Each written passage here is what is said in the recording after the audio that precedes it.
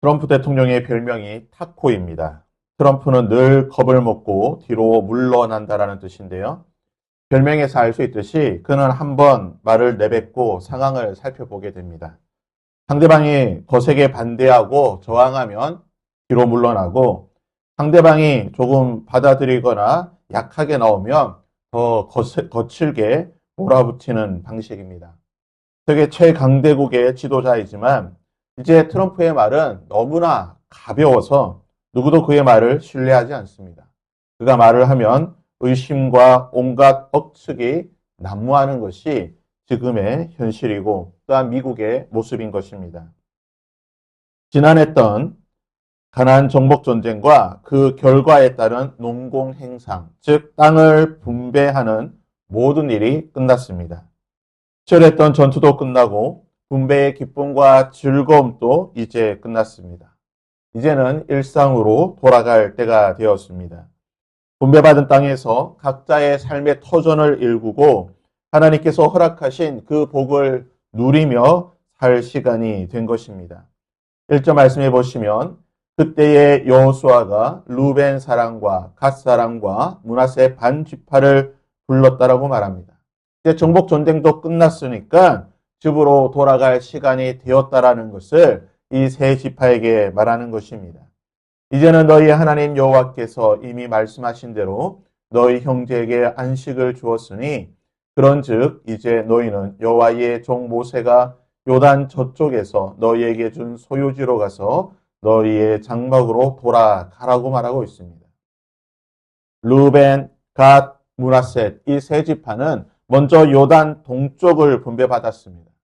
그리고 여호수아와 약속하기를 우리가 함께 요단강을 건너서 너희와 함께 전쟁을 하겠다라고 말하였습니다. 이들은 약속대로 요단강을 건너갔고 나머지 지파들과 함께 가나안 정복 전쟁을 하였습니다. 이들이 자신의 터전, 집을 떠난 지도 7년의 시간이 지났습니다. 짧은 시간이 아니죠. 7년 동안 가족과 집을 낯선 곳에 두고 강을 건너서 전쟁을 한다는 것이 결코 쉬운 일은 아닙니다. 아마 이들은 7년 내내 마음이 불편하고 또 마음을 졸이면서 하룻밤도 편한 밤을 보내지 못했을 것입니다. 혹시나 무슨 일이 있을까? 혹시나 다른 민족들이 침입하지 않을까? 얼마나 마음을 졸이며 하루하루를 보냈을까요? 지금처럼 통신이나 연락이 좀 편안하고 쉬운 것도 아니고 한번 연락하려고 하면은 한 달, 두 달의 시간이 걸리는 이런 상황입니다. 하루라도 빨리 돌아가고 싶었을 것입니다. 이제 전쟁과 분배가 끝나고 고향으로 돌아갈 시간이 되었고 여호수아도 공식적으로 이제 너희들 집으로 돌아가라고 말하고 있는 것입니다. 고향으로 돌아가는 이 세 지파에게 여호수아는 부탁을 하게 됩니다. 어쩌면 명령이라고 할 수가 있는데요. 계속해서 말하기를 오직 여호와의 종 모세가 너희에게 명령한 율법을 반드시 지키고 너희의 하나님 여호와를 사랑하고 그의 모든 길을 행하며 그의 모든 명령을 지키고 너희의 마음을 다하고 성품을 다하여 하나님을 가까이 하라고 말하고 있는 것입니다. 보통 지역을 나눌 때에 강이나 또는 큰 산이 지역과 문화의 기준이 되는 것입니다. 강과 산을 기준으로 언어가 다르게 되고 문화가 바뀌게 되는 것이고 식생활이 바뀌게 되는 것입니다. 우리나라만 보더라도요. 강을 기준으로 해서요. 한강이나 낙동강이나 영산강이나 금강이나 또는 산맥, 태백산맥이나 소백산맥이나 이런 산을 기준으로 해서요. 경상도, 전라도, 강원도, 충청도가 다 나뉘게 되는 것입니다. 이 좁은 땅덩이에서도요. 산과 강을 기준으로 해서 지역이 바뀌게 되고 언어, 사투리, 방언이 바뀌게 되는 것이고요. 식생활도 다 바뀌게 되는 것입니다. 모든 것이 다 차이가 발생한다는 것이죠. 가나안은 요단강을 기준으로 해서 동쪽과 서쪽을 크게 나눌 수가 있습니다. 그리고 쉐펠라라고 부르는 언덕, 구름을 통해서 또는 광야를 통해서 여러 세부적인 지역을 나눌 수가 있습니다. 그래서 가나안도요. 이스라엘 백성들이 들어가기 전에는 7 족속들이 각 지역에 거주하고 있었습니다. 산과 강과 또는 언덕과 광야를 통하여서 이 7 지역으로 나누게 되고 7 족속들이 각각의 문화를 이루었다는 것입니다. 여기서 각각의 문화라고 하는 것은 그들의 언어도 조금씩 차이가 있을 뿐만 아니라 종교도 각각 달랐다는 것입니다. 그러기에 이제 가나안 정복 전쟁이 끝나고 땅의 분배가 끝나고 일상의 삶으로 각자의 터전으로 돌아갈 때에 각 지역에서 이제 정착하다 보게 되면 필연적으로 지파별로 지역별로 문화가 차이가 생기게 된다는 것입니다. 특별히 요단강을 기준으로 동쪽과 서쪽으로 나뉘기 때문에 동쪽을 먼저 분배받았던 세 지파, 므낫세 지파, 르우벤 지파, 갓 지파는요, 시간이 지날수록 점점 이질적인 문화가 생길 수밖에 없다라는 것입니다. 12지파가 한 지파, 한 나라, 단일 민족으로 이루고 있으나 당을 기준으로 지역이 나누는 것처럼 우리나라가 남북으로 나뉘어지면서 언어가 바뀌고 사고방식이 바뀌고 문화가 바뀌는 것처럼 점점 다른 민족화 현상이 일어날 수밖에 없다라는 것입니다.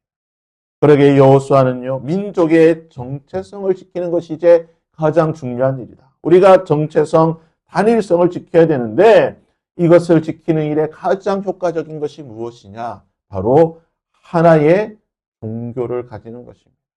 이것이 왜 중요한 것이냐? 같은 종교를 믿게 되면요, 일단은 언어가 똑같이 유지가 될 수 있다는 것입니다. 하나의 경전을, 똑같은 경전을 읽기 위해서는 말이 같아야 되기 때문에 언어를 통일시킬 수밖에 없습니다. 오늘날 이슬람이 이러한 전략을 쓰고 있죠. 이슬람은 각 나라마다 그들의 경전인 코란을 번역하고 있으나 기본적으로 코란은요, 아랍어로 읽게 되어 있습니다. 그러다 보니까 이슬람은 세계 각각 여러 민족들, 수많은 사람들이 지역에 있긴 있으나 대체로 비슷한 문화를 유지하고 있습니다. 이슬람이라고 하는 거의 동일한 문화 형태를 가지고 있다는 것입니다. 여호수아는요, 동쪽에 정착하는 세 지파에게 하나님의 말씀인 율법과 계명을 지키고 하나님만을 섬기는 소위 말하는 여호와 종교를 믿을 것을 명령하고 있습니다. 하나의 종교, 같은 종교를 믿고 같은 신을 섬기다 보면 그들은 우리는 하나다. 우리는 둘이 아니라 비록 지역적으로 나눠져 있으나 우리는 하나이다라고 하는 이 동일성, 정체성, 동질감을 가질 수 있다는 것입니다. 비록 강을 통해 지역이 나누고 문화가 달라질 수 있고 생활 방식은 바뀌겠으나 하나의 하나님, 한 종교를 믿기 때문에 그들은 하나의 마음을 지킬 수 있다는 것입니다. 그런데요, 여호수아가 이 명령을 하고 얼마 지나지 않아 문제가 생기게 됩니다. 그들의 고향으로 돌아갔던 동쪽 세 지파가요, 10절에 보면 이렇게 말하고 있습니다. 그들이 요단을 건너자마자 르우벤 자손과 갓 자손과 므낫세 반 지파가 가나안 땅 요단 언덕가에 이르자 거기서 요단가에 제단을 쌓았는데 보기에 큰 제단이었더라. 그리고 이 제단의 이름에 대해서는 34절에 르우벤 자손과 갓 자손이 그 제단을 에시라 불렀으니 우리 사이에 이 제단은 여호와께서 하나님이 되시는 증거라 함이었더라. 요단 동쪽 강가에 누구나 볼 수 있도록 강 건너편에서 잘 보이도록 엣제단이라고 불리는 큰 제단을 만들었다는 것입니다. 하나님께서는 어떠한 형상과 제단을 만들지 말고 하나님을 섬기라고 말씀하셨는데 마치 이 말을 조롱이라도 하듯이 강을 건너자마자 강가에 누구나 볼 수 있도록 큰 제단을 쌓았다는 것입니다. 그러니 요단 서쪽에 정착한 지파들은 놀랄 수밖에 없는 것입니다. 오해할 수밖에 없죠. 여호수아의 말이 마치 글자에 잉크도 마르지 않았는데 건너가자마자 큰 제단을 쌓게 되니 서쪽에 있는 지파들은 오해를 할 수밖에 없는 것입니다. 그리고 오해는 곧 분노로 이어지게 되고 우리가 그들과 전쟁을 해서 저들을 다 없애버리겠다라고 하는 이 분노가 요단 서쪽 지파에 가득하게 되었습니다. 이런 상황 가운데에 일촉즉발의 상황 가운데에 대제사장이었던 엘르아살은 일단 이들을 진정시키게 됩니다. 전쟁은 언제든지 할 수 있으니 일단 참아봐, 기다려봐, 상황을 한번 살펴보자. 그리고 자신의 아들이었던 비냐스를 보내서 어찌된 일인지 자초지종을 듣기 위해 조사단을 보내게 되는 것입니다.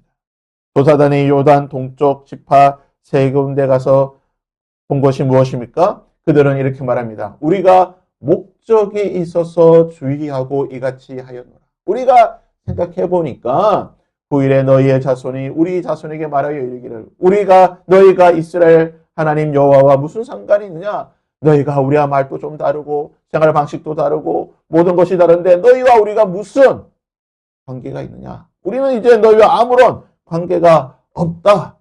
우리가 말하였거니와 만일 그들이 후일에 우리에게나 우리 후대에게 이같이 말하면 우리가 말하기를 우리 조상이 지은 여호와의 제단 모형을 보라.